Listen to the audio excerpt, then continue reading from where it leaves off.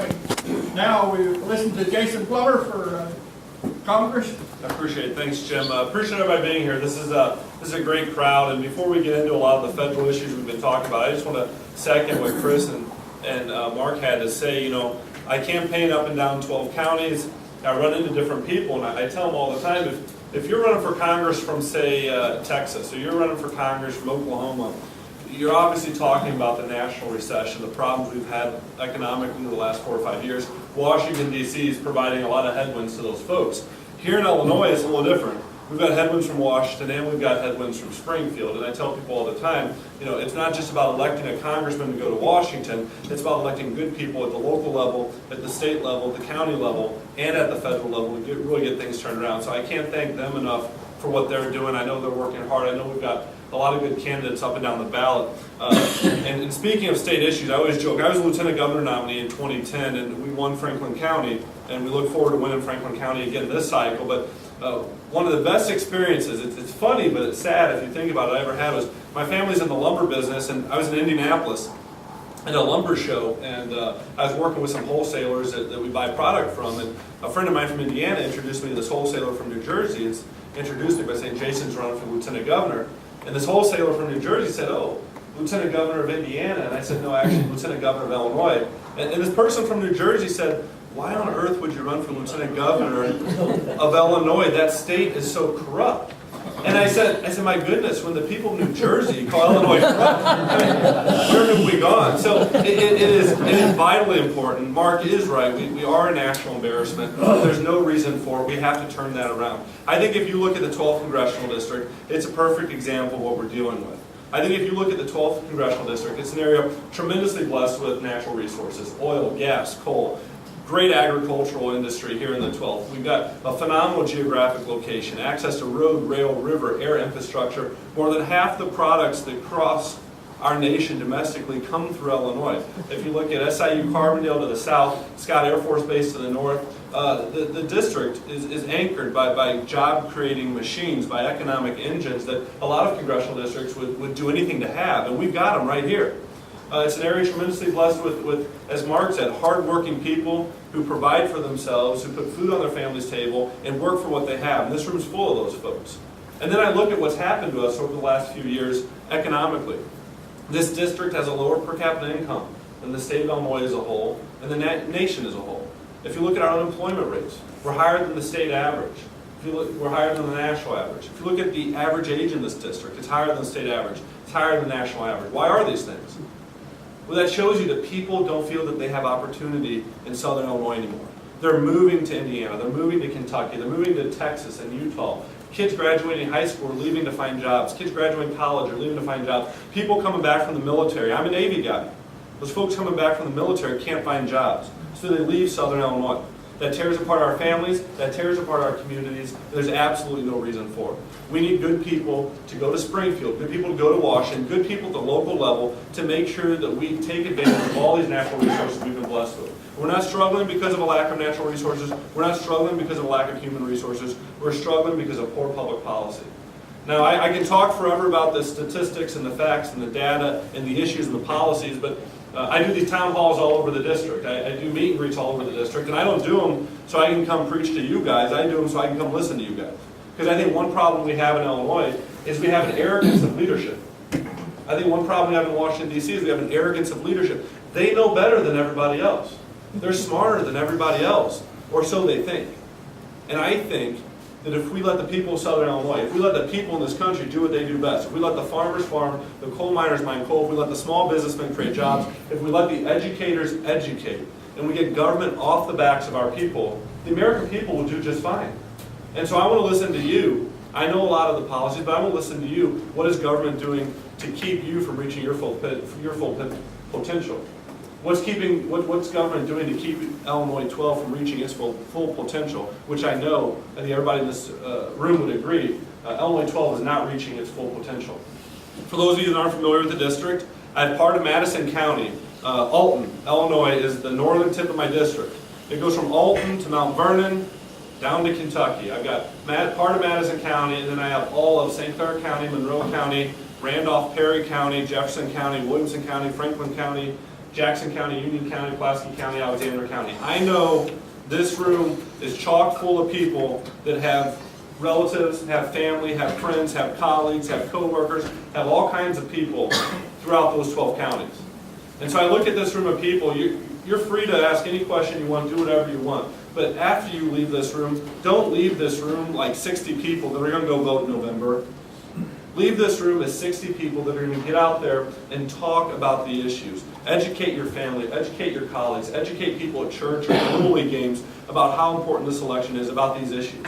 I have to second what was said earlier. You know, both my grandfathers are World War II vets, and I know this country isn't the country that they recognize. You know, I think that if we do not, I'm not a dramatic person, but I truly believe if we don't win this election, if we do not defeat this president, and if we don't make sure Republicans control the majority of the House and take back the Senate, the country that we've known will not be the country that our kids and our grandkids know going forward. It's very frightening if you see what they've done to expand the reach of government. All the time people say, what's your number one goal when you go to Washington? And you know, a lot of candidates will say, well, I'm pro-life, so that's my number one goal, or I'm pro-gun, so that's my number one goal, or I want to repeal Obamacare, I want to lower taxes. They pick one issue. And I think all those are very important issues. But I think we need to send people to governmental service, county level, state level, federal level, and that's what I'm doing. My goal is to shrink the size and scope of the federal government. If you successfully shrink the size and the scope of the federal government, you will not have bureaucratic overreach like Obamacare. You will not have the EPA and the Department of Labor and some of these other organizations putting our people out of work. You will have lower taxes. You won't have the deficits and the debt that we have. As I said before, I believe in Southern Illinois because I believe in the people of Southern Illinois. And if we let the people of Southern Illinois do what they do best, I know this area will thrive, and that's my goal. So without further ado, like I said, I'm not here to preach to people. I'm here to take questions. We'll take questions as long as we can. I do want to say, you know, I think that there's a lack of seriousness in government right now. A lot of people feel like their voice is not being heard. The issues they care about aren't being addressed. And we've got massive unemployment, we've got debt, we've got deficit, we've got foreign policy problems, and we've got congressmen in Washington that want to talk about contraceptives. This is ridiculous. These are serious times, these are serious problems, people are hurting, we need to send serious people into office. I would also argue we need serious candidates that are willing to get before the voters and let the voters touch and feel and ask and poke and prod, so that they know when they send someone to office what they represent. I do these town halls everywhere. I'll meet with anybody. I'll go anywhere. My opponent doesn't do that. He doesn't come out anywhere. He doesn't meet and greet with voters because he's on the wrong side of the issues. But he does send his people to all these events so they can videotape us and try to bother us and try to do things like that. So I ask that everybody be very polite, everybody be very proper. We're in Franklin County, so I know everybody. Southern hospitality is polite, is proper, but we've got a gentleman that works for my opponent over here with the camera. Let him do whatever he wants. Just ignore him, but be polite, don't bother him, and let's focus on the issues, because that's what we care about. We worry about solutions and solving problems, and that's what we're going to talk about here. So without further ado, I appreciate you being here. It means a lot. Jim said he invited all of his friends, so they must be sitting at this table. Who are you all? The crowd is phenomenal. I really do appreciate it. And as I said, we're just going to open up to questions. We'll be here as long as you want. So thanks again for coming out. I've said forever, this election cycle is too important to sit on the sidelines. By being here this morning, you guys show you're not sitting on the sidelines. Thanks for being involved. Thanks for being here.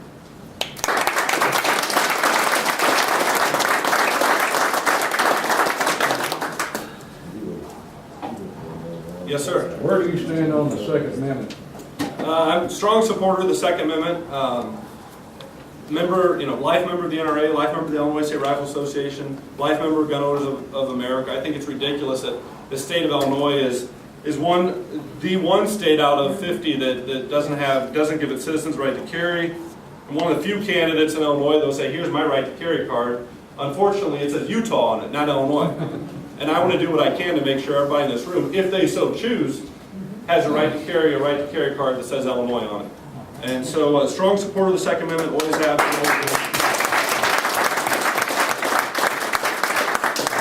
Where do you stand on the life issue? Pro-life, absolutely. I'm pro-life. I joke all the time. I'm a member at First Baptist Church in Maryville, and if I wasn't pro-life, they wouldn't let me in the door. You know? So no, pro-life. I think that some of these issues, guns, pro-life, your position on a few other issues. I think that it shows a lot where you are in policy, but I think it speaks volumes about the person as a character. I think, the foundation of this country is a Christian foundation, and I think we need to send more people into office that just respect our founders, respect the morals and the values of the citizens of Illinois. There's a lot of folks in Southern Illinois that are elected officials, and they say, well, I'm pro-life, or I'm pro-Second Amendment, or I'm for lower taxes, or I'm for these things. But then they go to Springfield, and they vote for Mike Madigan, or John Cullerton. Or they go to Washington, they vote for Nancy Pelosi. Yes. Well, with all due respect, but you're not pro-life, and you're not pro-Second Amendment if you vote for Nancy Pelosi. And that's a fundamental. You have to be honest with the voters.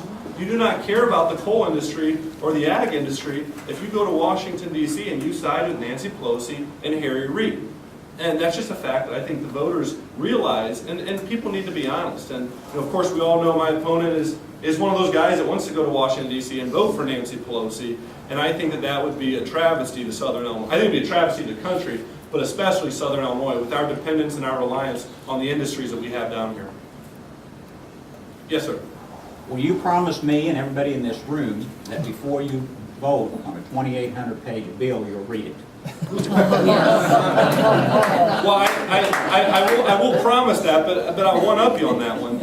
As long as we have a Republican majority in the House, we'll have the time to read the bills. A lot of time people, they say, well, the politicians didn't read the bill, and they should have, but they weren't given the time to read the bill. And let's be frank, we're talking about Obamacare here.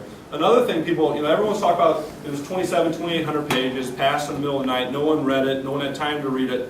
What they don't want to talk about is the Republicans put forth over 100 amendments on Obamacare. And they were amendments to make it a better bill, to fix the bill, to address the issues that I think that no one in this room would argue that our healthcare system is perfect. It can always be improved. It needs improvement. But some of those 100 amendments the Republicans put forth address a lot of the issues we care about. Access to insurance, people with pre-existing conditions, high-risk pools for people with very traumatic injuries. There were a lot of things addressed in those 100 amendments. Those 100 amendments were not voted down. Those 100 amendments were not allowed to be voted on. And that's what's frightening in Washington, D.C. You have to have respect for the Constitution, respect for the legislative process, and absolutely any bill put in front of me would be fully read before I would vote on it. But I think it also says that's why you need someone that's going to go vote for John Boehner, not someone that's going to go vote for Nancy Pelosi. Because when you have John Boehner, the Constitution gets read on the floor of the House, and you have time to read the bills, and there's a constitutional connection between legislation and the bills, and that's what we need. We need a more open process. Yes, sir. With all the cities across the United States going bankrupt right now, I've noticed that just last 2 days, the news is predicting Illinois, they're predicting them to be next. Is that, in your opinion, if so, how long? Well, I like Mark Miner a lot. There's only one thing I disagreed with him on the whole thing. He said Illinois was broke, and I'm trying to figure out what the next thing after broke is, because I think that's what Illinois is. I mean, it's an embarrassment. Everyone wants to talk about California, but per capita, Illinois is far worse than even California. We're really in a hole. And I would argue to a lot of people that the problem we have in D.C. is the folks that broke Illinois are now in control of the levers in Washington. Everyone wanted to beat up George W. Bush for his spending, and I have beef with some of his spending. I think his highest deficit, which was a record, was $250-some-odd billion in 2008. The highest deficit we ever had. George W. Bush, $258 billion, I think, in 2008. $258 billion. Each of the last 4 years, this president has a deficit in this country of over $1 trillion. $1 trillion deficit. We don't even know what $1 trillion is, let's be frank. There's a lot of zeros there. But all those folks that said that, George W. Bush and some of those folks spent inappropriately and wasn't very fiscally proper, that was bad. But you go from $258 billion 1 year to 4 years in a row at north of $1 trillion, and these people have no respect for budgeting. These people have no respect for the process. That is more of a state issue. I think Illinois is in a world of hurt. I think Illinois is facing a lot of problems. We've started to see municipalities in California and other places start to go bankrupt. I don't know how far down the road Illinois is. I do know that, if we elect the right people in Springfield, if we elect the right people in Washington, we can get this thing turned around. But we didn't get into it overnight. We're not going to turn it around overnight. And the way we solve our problems, everybody wants to talk about more revenue. You got to solve it. I don't think we got a revenue problem. I think we got a spending problem. But even if your argument is we got to solve it with more revenue, we all know higher taxes does not increase revenue to government. JFK, a Democrat, did it. Ronald Reagan, a Republican, did it. History has always shown when you lower taxes, when you increase the tax base, when you spark economic activity, more revenue goes to Washington because more people involved in the process. So what we have to do is we've got to grow our economy. We've got to get more people working. We've got to get more people working at their full capacity. We've got to get more companies created. We've got to get those companies to grow jobs. And when we do that, that's how we increase revenue to Washington and to Springfield. And when that revenue gets increased, we don't need a bunch of spendthrifts out there that say, well, we got more revenue, let's figure out how to spend it. We need people to understand we got to kill debt. We've got to shrink those deficits. We've got to end those deficits. We've got to get rid of the debt. And when we put our country on a firmer financial footing, these aren't just financial problems. These are national security problems. And we've got to get serious people that understand the impact that this is having on our country. So I'm very frightened about the direction of Illinois. I think everybody in this room should be frightened about the direction of Illinois. But I don't think, we're not little kids. We can't go home and hide under the sheets. We've got to get out there and change it. Because it's our responsibility to change it. We don't want to leave this to our kids and our grandkids. Yes, ma'am. Our political leaders seem to always give themselves good pay increases and benefits. Yeah. Could you address, as a rep for us in Washington, what your personal stance and how you would handle that for yourself, and then how you would work to fix that on a larger scale with your fellow workers there? Not just do they pay themselves well, do they give themselves good benefits, but they also exempt themselves from a lot of things that they put upon us. And I think that's one of the most frustrating things is, for those of you that have one of these, right, they're in the back, grab one on your way out, but it says here, we need to remind our government that we don't work for them, they work for us. And they act like an aristocracy. Pay increases, better benefits, better wages, let's pass the health care bill, but let's exempt ourselves. That's absurd. That's not supposed to happen in our country. That's not how our elected officials are supposed to operate. So, would never vote for a pay increase. Would never vote for something that gives us a better shake in life than it gives you all. Would never vote for anything that puts a burden on you all that's not put on us. In fact, I've heard murmurs and rumors of a movement to pass an amendment that essentially says Congress shall never cast a burden upon the population they don't put upon themselves, and don't give themselves a benefit that they don't give the population. I think that's exactly right. I would even go as far as saying not only should we be on equal footing, but if someone's got a better stake, it should be you all, not us. And I would fight to end those things, and when we're done ending them, I'd like to roll them back as well. I think it's absolutely ridiculous. Yes, sir. What's your thoughts on illegal immigration, and what are we going to do to deal with it? Well, I always kind of compare the illegal immigration issue to the Titanic. And I imagine if you were on the Titanic and the water started coming in, if you were smart at least, you'd say, we got to plug those holes, and then we got to bail out water. And what I see right now is no one's plugging the holes. It's clear. I was actually at an event the other day. I had a gentleman that immigrated to the United States from the Middle East. And he said, and he became a naturalized citizen last year, actually. He said, I've never voted before in America, but I'm voting this year. And he says, I'm voting for the Republicans because I did it the right way. And I want everybody to do it the right way. No one's against immigration. No one's against immigration. We're all descendants of immigrants. But we did it the right way. There's a law. The one thing that makes America great is our property rights and our rule of law. And if you ever neglect property rights and the rule of law, that's when I think a country starts to break apart. So it's a big problem. It's a burden on our education system. It's, some of the superintendents here can probably speak to. If there's anybody in the medical field here, it's a burden on our healthcare industry. We're footing the bill for a lot of these problems, and we've got to address them. And, it's one of those problems that the Democrats are afraid to address, the Republicans are afraid to address, and so we just let it fester.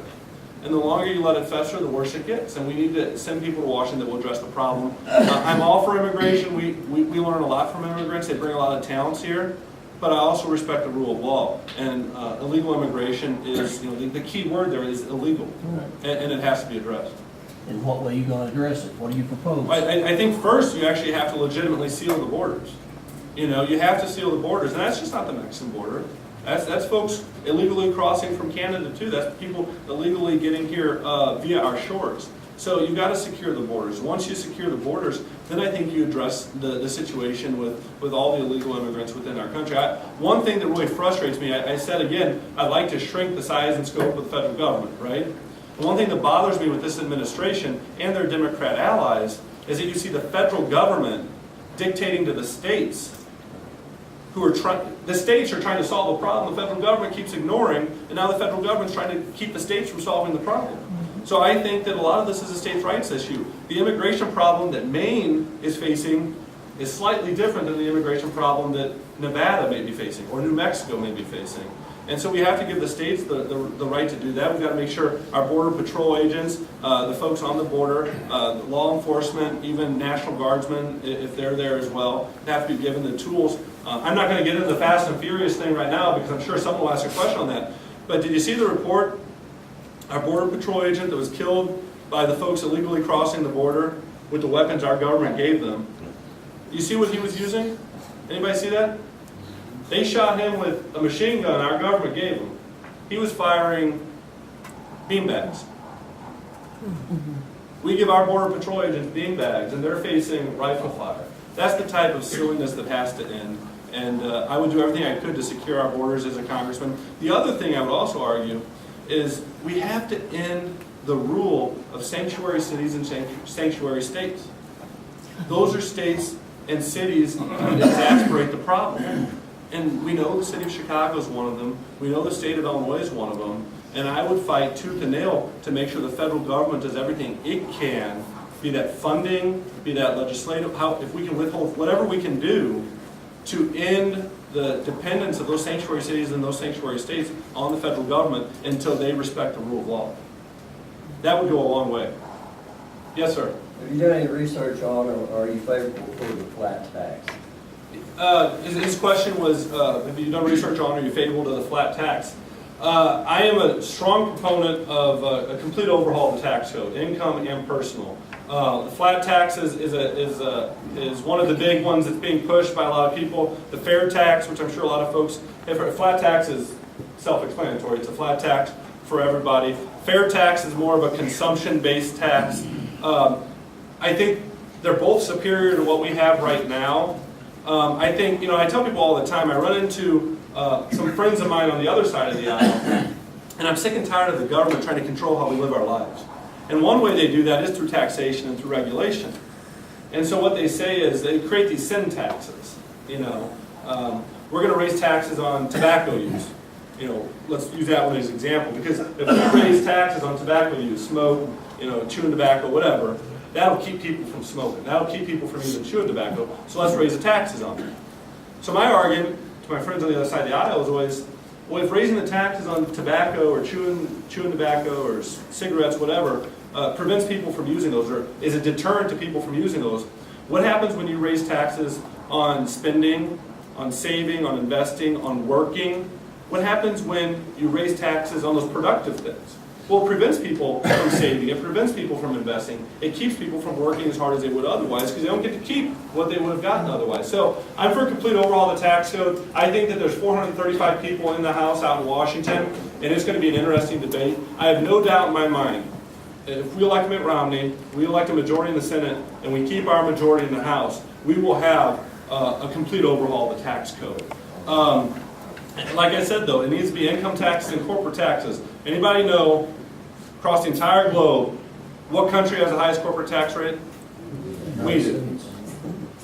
How can we be the economic engine of the world? How can we be this capitalist juggernaut? How can we, we got all these evil corporations and evil businesses and all this supposedly.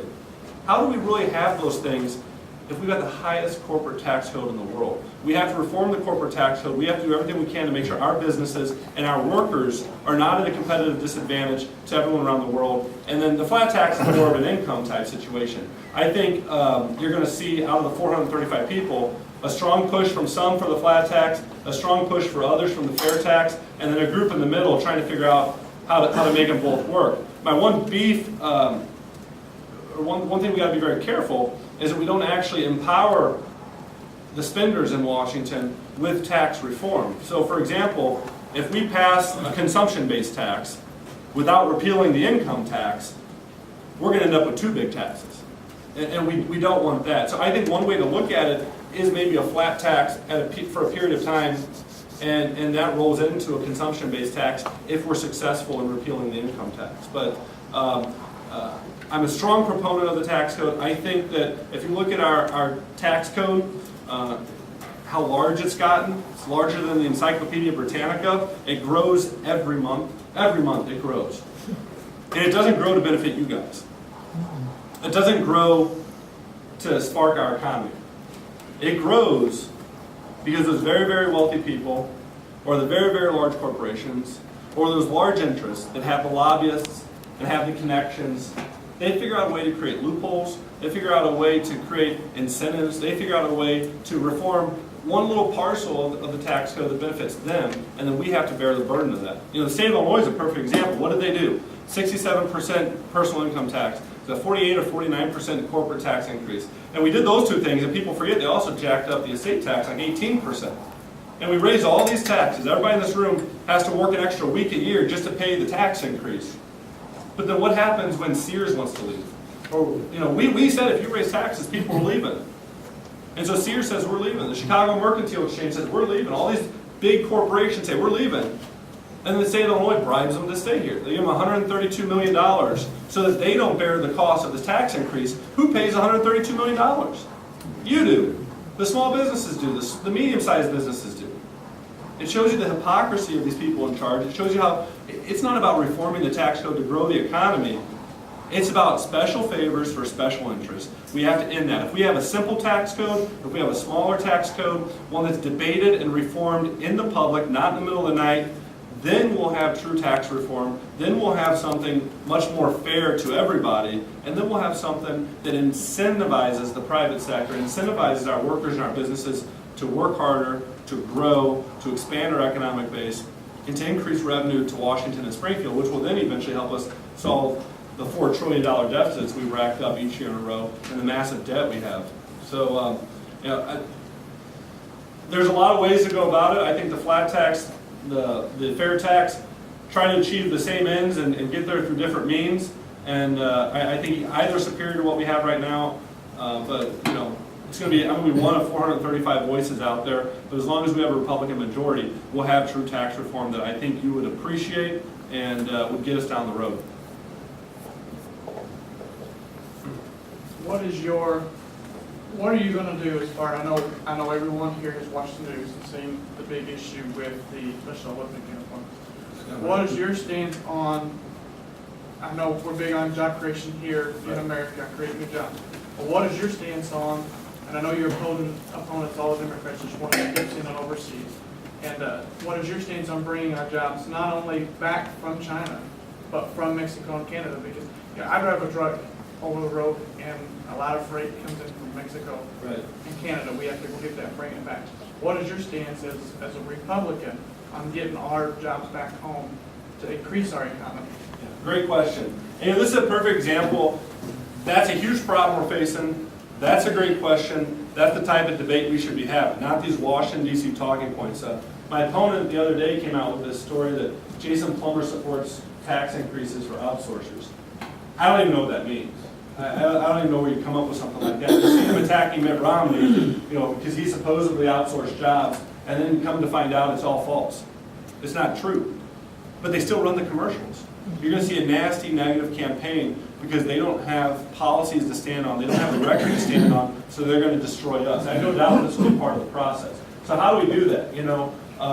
Both my parents were high school teachers, and my dad decided to get in the lumber business, and since that's happened, our family businesses or my personal businesses are responsible for creating over 1,000 jobs in this region. Indiana, Missouri, Southern Illinois, Central Illinois. I've never employed someone overseas.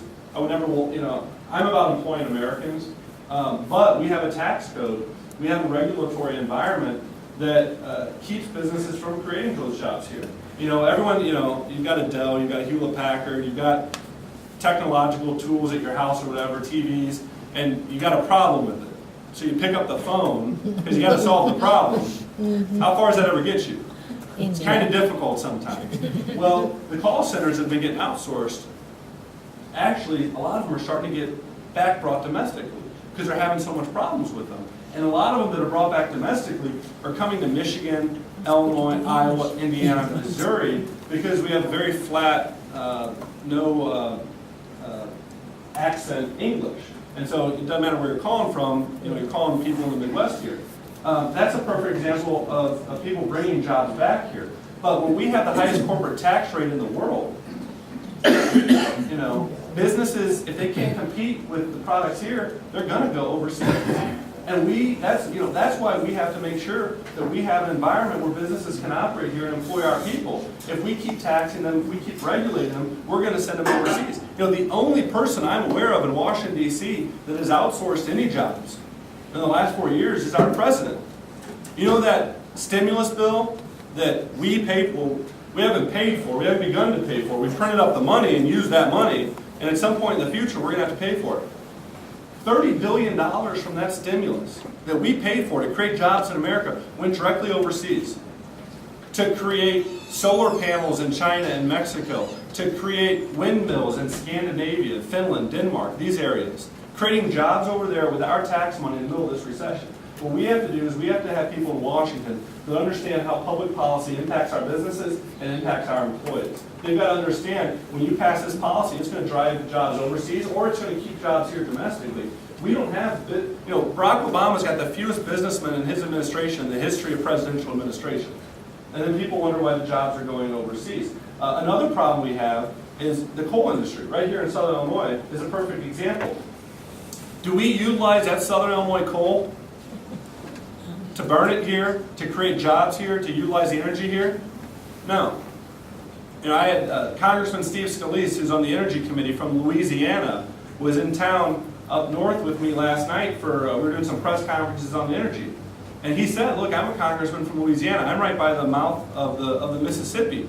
There are mountains and mountains and mountains of Southern Illinois coal sitting at the mouth of the Mississippi, getting ready to put on container ships and sent over to China to create jobs in China, to power factories and the economy in China instead of doing it in Southern Illinois.